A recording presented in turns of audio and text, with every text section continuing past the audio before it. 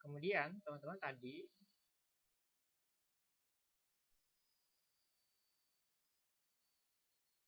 bilirubin yang dilepaskan ke duodenum ya,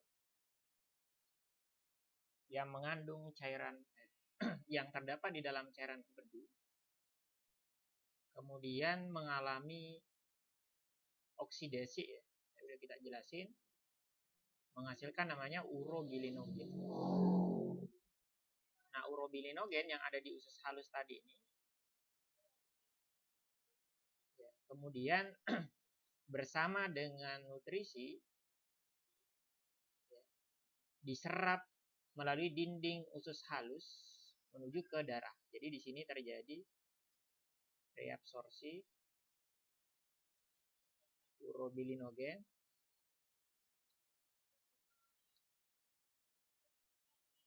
bersama dengan nutrisi. Kemudian nutrisi dibawa oleh darah menuju ke seluruh tubuh, dan untuk urobilinogennya di dalam ginjal dia akan teroksidasi lagi membentuk namanya urobilin. Teroksidasi membentuk urobilin, dan urobilin inilah yang kemudian mewarnai urin jadi kuning. Ya, kalau tadi sebagian masuk ke dalam darah bersama nutrisi, sebagian lagi urobilinogen itu tetap di usus halus ya. Kemudian nanti dia masuk ke kolon ya, usus besar.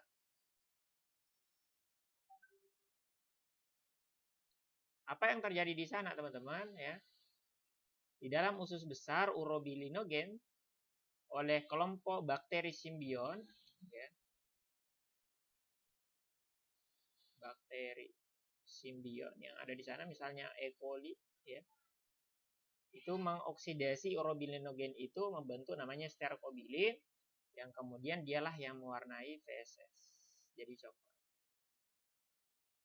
Gitu. Intinya teman-teman, hati itu dalam hal ini membentuk bilirubin sebagai hasil perombakan sel darah merah. Nah, bilirubin ini konsepnya ekskresi ya. Dia nanti menumpang, untuk keluarnya menumpang di dua tempat, yaitu menumpang di urin dan menumpang di feses. Ya. Maka nanti di sana dia mewarnai urin dan mewarnai feses. Maka dia ekskresi, pengeluaran zat yang nggak dibutuhkan. Dia nggak dibutuhin ya. Meskipun bisa teman-teman ngomong ya. Dia dibutuhkan mewarnai feses dan urin. Emang apa gunanya diwarnai feses dan urinnya? Maka secara umum nggak berperan di sana. Maksudnya nggak punya peran. Tadi konsep ekskresi. Kemudian fungsi hati yang kedua adalah berkaitan dengan perombakan senyawa bernitrogen. Tadi kan kita sebutkan ada dua, yaitu perombakan eritrosit, sel darah merah, di mana kalau eritrosit hasil lahirnya apa tadi teman-teman? Bilirubin yang mewarnai feses dan urin ya, ada yang sterkobilin, ada yang urobilin. Ya, fungsi yang kedua dari hati adalah berkaitan dengan ekskresi, merombak kelebihan senyawa bernitrogen. Apa sih maksudnya senyawa bernitrogen ini? Jadi kalau teman-teman pelajari konsep makromolekul atau biomolekul yang masuk ke dalam tubuh kita, makromolekul ya. Itu ada 4 makromolekul dasar ya. Ada makromolekul dalam bentuk karbohidrat.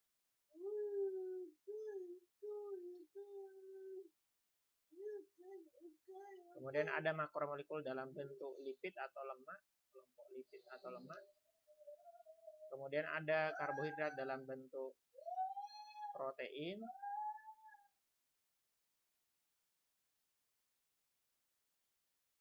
Dan ada yang dalam bentuk asam nukleat. Maka ada 4 bentuk dasarnya. Apa beda keempatnya teman-teman? Maka kalau dia karbohidrat, unsurnya itu ada C, H, dan O. Misalnya C6H12O6, glukosa. Lipid juga unsurnya C, CH. Adapun kalau dia protein, maka unsurnya CHO, ada nitrogen, ada N.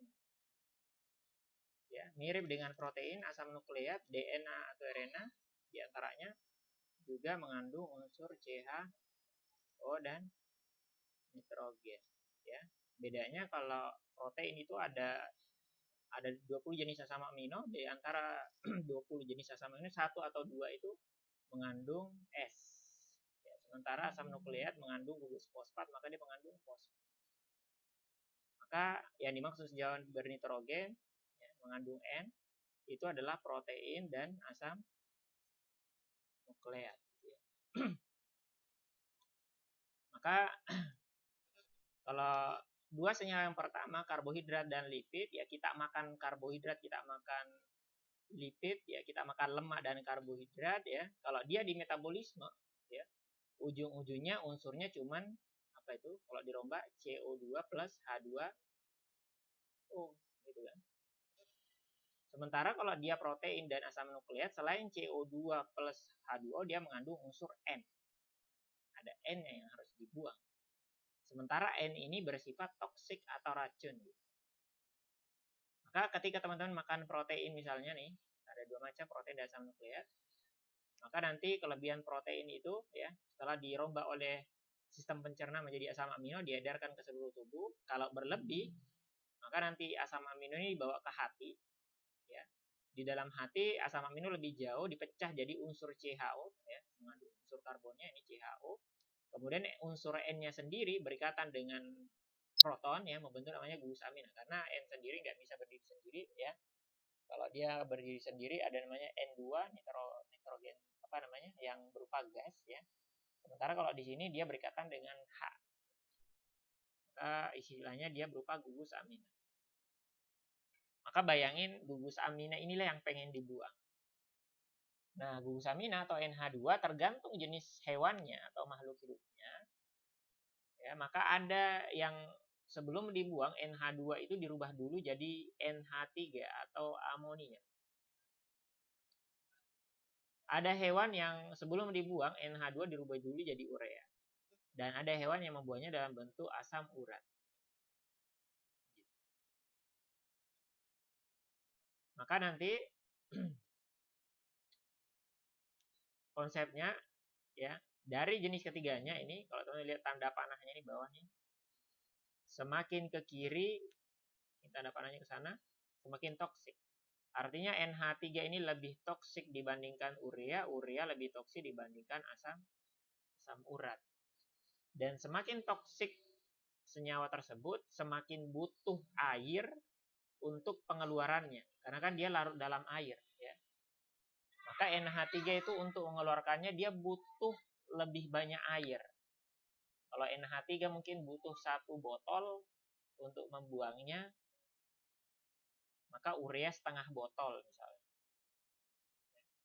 Sementara kalau asam urat lebih sedikit lagi.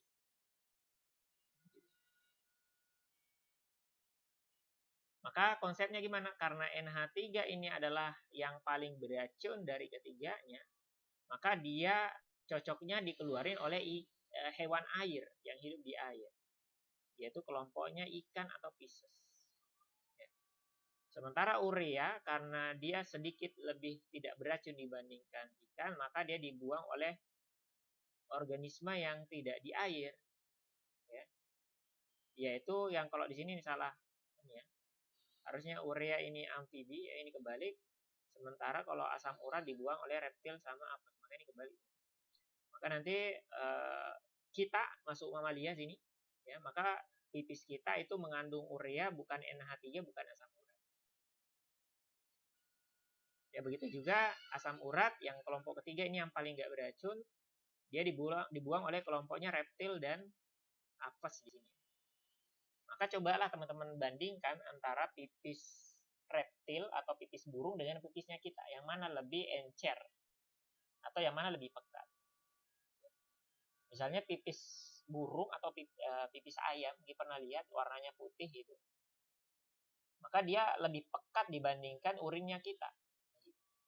Kenapa? Karena urinnya dia tugasnya hanya membuang asam urat, ya, di mana asam urat tidak butuh banyak air, gitu. Maka dia irit, ya, dia irit air. Itulah juga kenapa, karena aves kan lebih cenderung banyak hidup di jauh dari air, mereka banyak terbang gitu. Maka mereka untuk memelihara jumlah air dalam tubuhnya, karena mereka jauh dari air, maka mereka harus menghemat airnya dengan cara pengeluarannya mereka pakai asam urat, bukan urea, apalagi NH3. Maka semakin ke kanan itu semakin pekat, ya, dan semakin tidak beracun. Kemudian jenis senyawa bernitrogen kedua adalah asam nukleat. Ini contohnya DNA, RNA, di mana kita pelajari DNA dan RNA itu adalah polinukleotida, rantai panjang nukleotida, jadi monomernya nukleotida, di mana nukleotida sendiri terdiri atas 3 komponen penting, yaitu gula pentosa, gula berkarbon 5. Nah, dia punya basa nitrogen, sesuai namanya adalah senyawa bernitrogen. Kemudian dia juga mengandung gugus fosfat.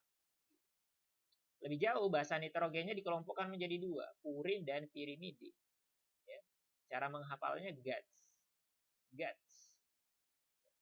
2 basa pertama purin, guanin dan adenin. 2 basa kedua, yang terakhir timin dan sitosin itu masuk pirimidin. Apa beda keduanya? Purin itu lebih kompleks dibandingkan pirimidin karena dia terdiri atas 2 cincin karbon secara kimiawi. Sementara kalau pirimidin hanya tersusun atas 1 cincin karbon, maka dia lebih sederhana. Itulah kenapa ketika purin itu dirombak, ya, hasil perombakannya lebih kompleks, namanya asam urat. Ya. Sementara pirimidin seperti halnya protein, ya, hasil perombakannya berupa urea. Maka asam nukleat tergantung jenis basa nitrogennya, itu ketika dibuang bisa aja dalam bentuk asam urat, bisa aja dalam bentuk urea. Nah, ini contohnya ketika teman-teman mungkin ada neneknya apa mbahnya, ya, yang kena penyakit asam urat itu, yang persendiannya terasa sakit, ya, di daerah persendian karena adanya asam urat menumpuk di sana yang menusuk-nusuk jaringan yang ada di persendian. Maka ketika datang ke dokter, ya, kemudian dokternya ngomong agar penyakitnya tidak bertambah parah, maka agar mungkin berhenti misalnya, maka dia harus mengurangi, ya, makanan atau nutrisi yang mengandung basa purin. Makanan apa aja mengandung basa purin itu harus dihindari. Nah, kita coba jawab beberapa soal secara ringkas saja, teman-teman. Makhluk hidup tidak mengalami keracunan saat sisa metabolisme, alasannya karena dalam tubuh terjadi pengeluaran sisa saat metabolisme, tadi istilahnya ST. Kedua, urea dalam tubuh manusia disintesis oleh organ siapa? Tadi, teman-teman, ya, kita baru bahas satu organ, ya, hati lah. Adapun ginjal, ya, kalau hati ini sintesisnya, ya, pembentukannya. Adapun kalau ginjal, dialah yang buang. Ya. Jadi ginjal nggak membuatnya. Ginjal ini yang mengekskresikan. Karena yang ditanyakan sintesisnya, maka jawabannya hati. Berikutnya adalah fungsi hati kecuali apa? Tadi udah dibahas, menyimpan gula dalam bentuk glikogen, betul. Ya. Jadi glukosa, gula darah, ya, disimpan menjadi glikogen, ya. Istilahnya glikogenesis. Glikogenesis, ya. Glikogen dari kata glikogen, glikogenesis ini dari kata glikogen sintesis, pembentukan glikogen, ya, atas rangsangan dari hormon yang dihasilkan oleh pankreas namanya insulin. Yang pertama benar, ya, karena hati berperan dalam pengaturan kadar gula darah, ya, di situ. Tempat pembongkaran sel darah merah, betul tadi udah kita bahas, menghasilkan bilirubin.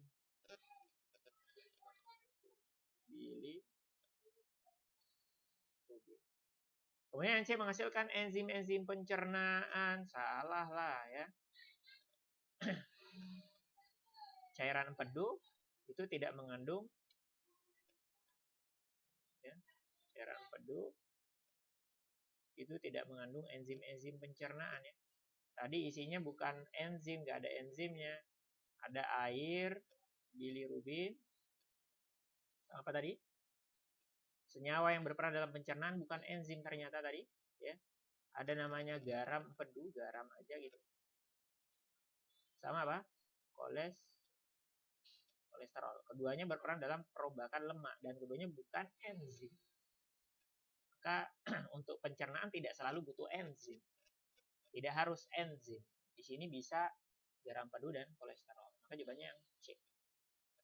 Yang delta tempat pembongkaran dan pembentukan protein, betul. Ya, tadi kita jawab pembentukannya ini pakai menghasilkan apa tadi? Pembongkarannya protein dibongkar jadi apa? Urea. Pembentukannya apa? Jenis protein yang dibentuk adalah protein darah. Albumin, globulin, dan fibrin. Mengeluarkan atau detoksifikasi racun tadi juga udah benar ya.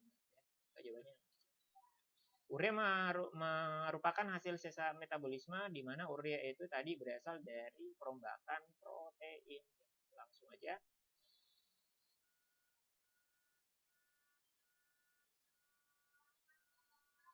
Kemudian hal berikut yang menunjukkan gejala orang penderita hepatitis adalah hepatitis penyakit kuning. Nah, di antaranya gejalanya ya. Maka nanti di antaranya bilirubin yang nanti kan warna kuning gitu kan. Bilirubin itu kan nanti mewarnai feses dan urin warna kuning. Harusnya dia ke feses dan urin malah karena nggak bisa dikeluarin ya ke sana, diarahkan ke sana karena kerusakan pada hati, maka nanti dia malah ke darah gitu. Ya. Jadi nanti dibawa ke darah, dari darah dibawa kemana? Ke tubuh. Seluruh tubuh termasuk mana? Kulit. Ya. Kulit dan mata gitu ya. Sehingga tampak menguning. Maka yang pertama benar. 1 benar, 3 benar. Peningkatan senyawa enzim-enzim hati dalam darah dengan catatan ini salah ya. Yang bikin soal ini kayaknya ngantuk gitu ya. Hati tadi kita katakan tidak punya enzim. Artinya 3 salah dong harusnya. 1 tapi masalahnya benar. Atau kita bisa buatkan dengan soal apa namanya pilihan yang lain nanti. Penumpukan senyawa toksik dalam darah. Ya. Tadi kan bilirubin dan teman-temannya itu kan beracun, maka karena menumpuk di darah maka ya toksik. Yang 2 benar. Yang 4 penggantian fungsi fisiologis hati. Hati tadi punya 7 fungsi. Apakah ada dari 7 fungsi hati bisa digantikan oleh ginjal? Maka jawabannya enggak mungkin. Yang 4 salah. Konsekuensinya yang 4 salah, 1 dan 3 pasti benar tadi. 3 pasti benar, tinggal kita 2-nya salah atau benar, maka jawabannya alfa untuk soal ini. Kemudian amonia sebagai hasil metabolisme dan karbon dioksida sebagai hasil respirasi. Ya. Nah, 3 plus CO2 ya, ini akan menghasilkan urea. Jadi unsurnya CHON, urea. Kemudian diekskresikan. Di mana dibentuk urea, di mana dia dikeluarin? Kalau dibentuk di hati, dikeluarin di ginjal. Jawabannya A. Karena pertanyaannya pembentukan, sintesis, bukan pengeluaran. Fungsi hati selain menyimpan gula, perombakan protein, dan perombakan sel darah merah juga berfungsi untuk apa? Ya. Ini salah, bukan protein tapi karbohidrat. Nah, ini juga salah nih.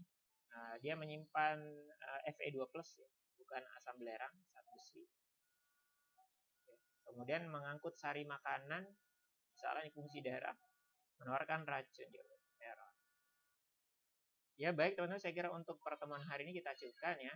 Semoga teman-teman dimudahkan ujiannya dan bisa lulus di fakultas atau mungkin di universitas yang teman-teman impikan. Ya. Sekian, assalamualaikum warahmatullahi wabarakatuh.